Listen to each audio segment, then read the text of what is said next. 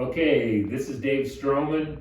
We're in the Denver area, big old mansion by the Botanic Gardens, and we're going to talk about this new boiler installation that we just did. And so basically, these two boilers took the place of the big giant boiler that was here. You can see the footprint of the old boiler here on the floor. It was a big old gravity-fed boiler, coal converted boiler to gas, and converted many years ago. And it was having problems, and so we decided to tear it out.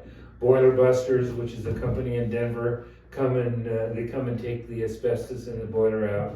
So when we show up, it's just a nice clean slate for us to do our work. So basically, these big iron pipes up at the ceiling, there's 4 of them. And each one of them will have an isolation valve that we put on there before we connect it to the copper. And so all these valves are made so that we can isolate the old system from all our new work, and we don't have to drain the system down again to work on it. And so then there's a pump. This system has pumps. The old system was gravity, it didn't have any pumps. And so now we have a pump here. This pump is for the old system, the old radiator system. This pump goes to the addition. The addition used to have its own little boiler in the corner, and we tore that out. There are 3 zones back here. One for the second floor baseboard, one for the main floor baseboard, one for the sunroom. So that's what this stuff is in the corner. We left all that intact. We just simply took the old boiler out and connected it to the new boilers. So then over here, each boiler has a pump. So these 2 red pumps back in here are boiler pumps. So when this boiler calls for heat, it fires the burner and turns on the corresponding pump. Same with this one. And so it pumps the water up into this main line. This is what I call the primary loop or main boiler loop. And then off of that it tees off and goes to the radiators. This goes to the addition. And so there's basically 2 pumps plus the 2 boiler pumps. So when the boiler fires, when there's a call for heat, the first thing that happens is it opens this damper on the flue. And the damper will open, and when it senses that it's open, the boiler will fire, and it'll spark, and then it will fire. So there's no standing pilot on the boiler anymore that they have to worry about lighting. So let's take a quick look under the cover here.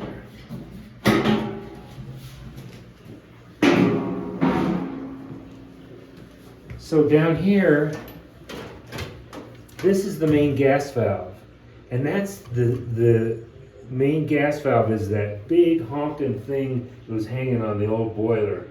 All that old stuff was all condensed into a little gas valve like this. This control up here is like the brains of the boiler. It'll show you the temperature of the water. It'll show you if the boiler is full of water or not. If there's no water in the boiler, it won't let the boiler fire up. Things like that. That's what that control does. It provides the spark for the electronic ignition. These are the burners down here, of course, and that's where you'll see the flame down in there when it fires. Okay, so another couple things that we need to know is that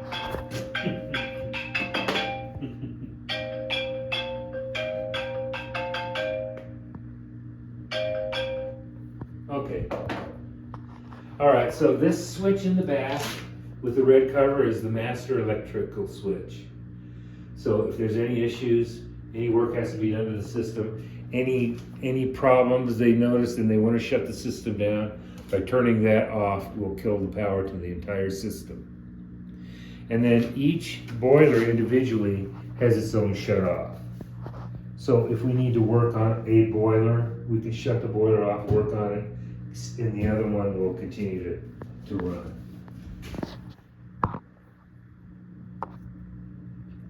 get that. There it is. You gotta keep it horizontal. Keep it horizontal. Okay. And remember that the camera's here. Oh, So okay. that's why you couldn't. Gotcha. Okay. I think so, I got that second one. Go ahead. All right. So these two devices here are secondary high limit controls. And they're just safeties. And so if the boiler were to ever become too hot, if the internal control failed somehow, these will get overheat and will shut the boiler down. So just safeties is all they are. These gauges will show you the temperature and the pressure of each boiler.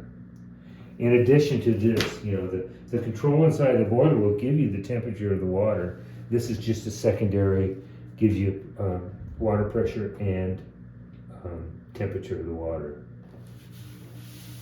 Okay, this here is the main air vent, automatic air vent. So any air in the system floating around, if it gets to that, it will automatically be eliminated. So if you ever hear it hiss once in a while, it's normal, it's getting rid of the air that's in the system. Once the system's full and all the air is out of it, it'll never really come into play because there's really no air in the system. Now, I want to talk about this device right here. It's another control similar to the two down here, only what this one does is that as the system comes up to temperature, it will drop this boiler out, meaning it'll shut this boiler down and let this one run, so you're not firing two big boilers when the heat load is very low. So for instance, we have one little zone over here to the sunroom or the baseboard zone, and that's all that's calling, for instance. This boiler will shut off and not run. It's an energy saving feature, and there's just no reason to fire two big 200,000 BTUs each for these boilers for a small load. So it's just a way of saving the boiler so it's not running all the time, and energy savings is also a big factor. Okay, what else do we need?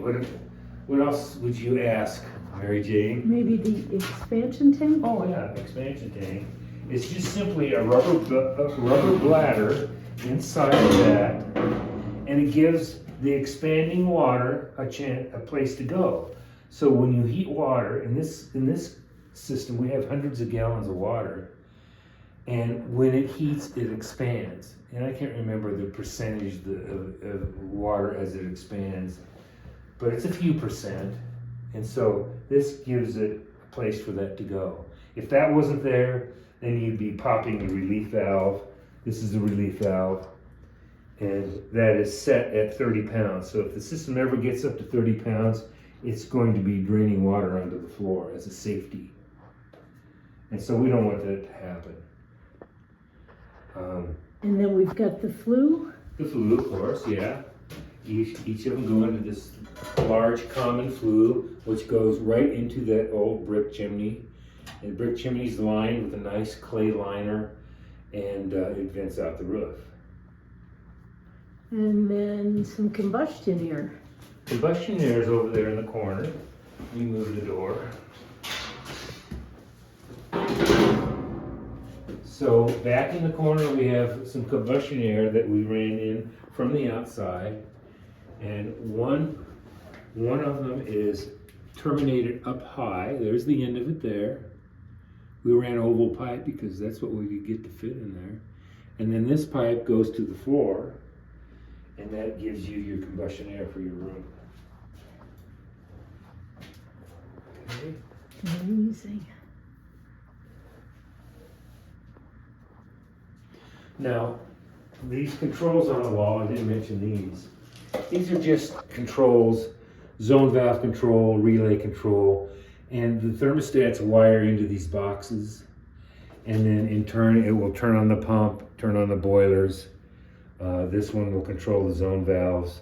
So they're just electronic controls that operate different things, either pumps, they either turn on and off pumps, or on and off zone valves.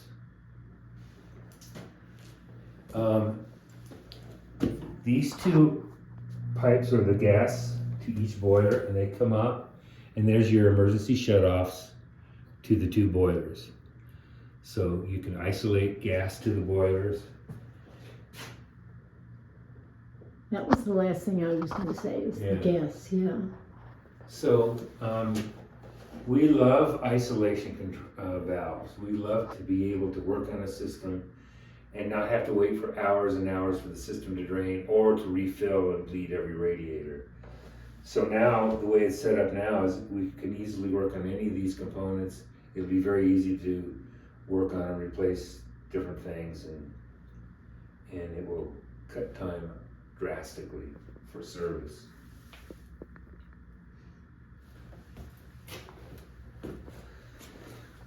Okay, Mary Jane, I don't know what else to talk about. That kind of gives it an overview of what all the components do, where the emergency shutoffs are. Mm-hmm. We didn't talk about this. Let's talk about this. This pipe here, you can see here's a shutoff valve up here. This is incoming water. So what it does is it takes water coming in from the house, which is usually pretty high pressure. This is a backflow preventer. This is a pressure reducing valve. So a backflow preventer prevents any water in the boiler from backing up into the freshwater system. Pressure reducing valve takes whatever street pressure is and reduces it to 15 pounds. So this boiler is fed with 15 pounds. Right here is a gauge which shows you the pressure coming into the boiler, which should be somewhere around 15 pounds. And it is adjustable. Not that we would ever adjust it any differently, but you know, for a two-story house, we need 15 pounds, and that's enough pressure to get the water up to the upper radiators and to keep it there. And then, of course, this is another isolation valve. So this component, this fill valve, pressure reducing valve, expansion tank, is all kind of in a group. And isolation valves on any of that stuff, I would say the most common problem or service problem on boilers is either the fill valve or the expansion tank. And every few years, because it's seeing all the fresh water, they just seem to corrode up faster, and it makes it so much easier to isolate it and fix it. But that's what that is. Okay. This is good for the homeowner too, for them to watch this and be able to understand the system. So again, these boilers are 200,000 BTUs each for a total of 400,000. And in the dead of winter, it'll probably take a lot of that, most of that, to keep this house warm. But in the meantime, this system should heat up much faster than the old gravity system. And it should be more economical, although we never promise or guarantee fuel savings because we don't know. We don't know how efficient the old one was and what this new boiler is going to do. All that matters to us is that it heats properly and that people are comfortable. That's really all we're shooting for. Any cost savings is just a benefit after that. And Well, course, with a standing pilot, and when that would go out and the homeowner's not home, well, yeah. Then, yeah, so that problem is solved. And with redundancy, I mean, things can happen. You can have a boiler go down, and the other one will happily just take right over and keep going, and then, you know, you can have your time to repair it when you can. The other thing, like I was saying about comfort, is really our main goal. But in addition to that is safety.